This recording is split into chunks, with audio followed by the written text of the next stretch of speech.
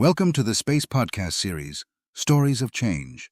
This is an AI-narrated podcast series inspired by authentic curriculum redesign and institutional learning cases. In each episode, we explore how educators and institutions rethink teaching and learning to strengthen connections between universities, students, and society.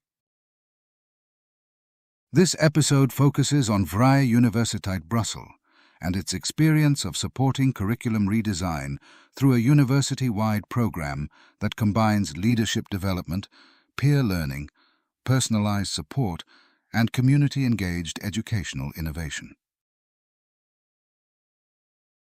When people hear the phrase curriculum redesign, they often imagine academics sitting around a table, rewriting course descriptions or updating learning outcomes. But reading this case, it felt like something much broader was happening. It seemed to be as much about people, relationships, and institutional culture as it was about curriculum documents. Can you tell us how this journey began? Yes, I think that's exactly right. Several years ago, our university introduced what we call curriculum redesign mandates. The idea was quite simple but powerful: to give academic staff dedicated time and responsibility to lead substantial curriculum renewal processes within their programs. What quickly became clear, however, was that redesigning a curriculum is never just a technical exercise. It involves leadership, collaboration, negotiation, and reflection. People need opportunities to step back from everyday teaching pressures and think strategically about what students need, what society expects, and where education should be heading. That became the foundation of our space support program. And rather than relying on a single training course, you created quite a varied support structure. Exactly. We wanted participants to learn in different ways and at different moments throughout their redesign journeys.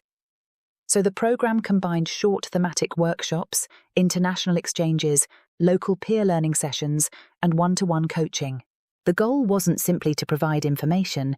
It was to create a space where participants could test ideas, discuss challenges, and gradually translate broad ambitions into practical curriculum changes. One theme that comes through very strongly in the report is peer learning. Why did that become such an important part of the process? Because curriculum leadership can be surprisingly lonely. Many participants arrived with challenges that felt very specific to their own programs. But once they started talking with colleagues from other disciplines, they realized that many of the underlying questions were shared. How do you create meaningful partnerships? How do you engage students as co-creators? How do you balance innovation with institutional realities? Those conversations created a sense of solidarity. Participants began acting as critical friends for one another, offering ideas, feedback, and encouragement. Over time, what started as a support program gradually evolved into a reflective learning community. And what impact did that have on participants themselves? One of the most interesting outcomes was how participants began to see their own role differently. Many entered the program thinking primarily about redesigning courses or solving immediate curriculum issues, but over time they started seeing themselves as educational leaders and change agents. They became more confident in navigating institutional complexities, engaging different stakeholders, and connecting curriculum decisions to broader societal and institutional goals. That shift in professional identity was actually one of the most significant outcomes we observed. And did that translate into tangible curriculum changes? Yes, very much so. Across the different projects, participants introduced new forms of collaboration with students, community partners, and colleagues from other disciplines. Many redesigns placed greater emphasis on co-creation, authentic learning experiences, reflection, and community engagement. Alongside those pedagogical changes, teams also produced practical outputs such as redesigned course materials, revised program structures, partnership agreements, stakeholder maps, and implementation plans, so there were both conceptual and concrete outcomes. The report is also quite honest about some of the challenges that emerged. What proved most difficult? Perhaps the biggest lesson was that meaningful curriculum innovation requires more than motivated individuals. Participants often faced heavy workloads, competing priorities, and institutional procedures that did not always align neatly with redesigned timelines. There were also moments when roles and responsibilities were not entirely clear. Questions emerged around decision-making, ownership, and how different actors should be involved. And because educational change takes time, continuity became important. Changes within facilitation teams sometimes created challenges for maintaining momentum and institutional memory. So, sustaining change is really an institutional challenge as much as an educational one. Absolutely.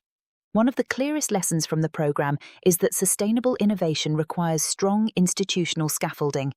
Individual enthusiasm matters enormously, but it is not enough on its own. Long-term success depends on clear processes, supportive leadership, collaborative cultures, and structures that help people work together across roles, departments, and faculties. Looking back now, what feels like the most important lesson from this experience? I think it is the realization that curriculum redesign is fundamentally a collective endeavor. Of course, frameworks, methods, and tools are important, but what really drives change is creating opportunities for people to learn together, reflect together, and build shared ownership around educational improvement. The SPACE program reminded us that meaningful innovation grows through relationships, trust, and dialogue. And perhaps that is also how stronger connections between universities and society are ultimately created. A thoughtful reminder that curriculum change is not simply about redesigning programs. It is about supporting the people who lead that change and creating the conditions that allow innovation to flourish. This story is based on real experiences from curriculum redesign and institutional development processes run under the Erasmus Plus Space Project. Names and details have been adapted to protect privacy. More information about the cases and the Space Project can be found on the website www.community-engagement.eu.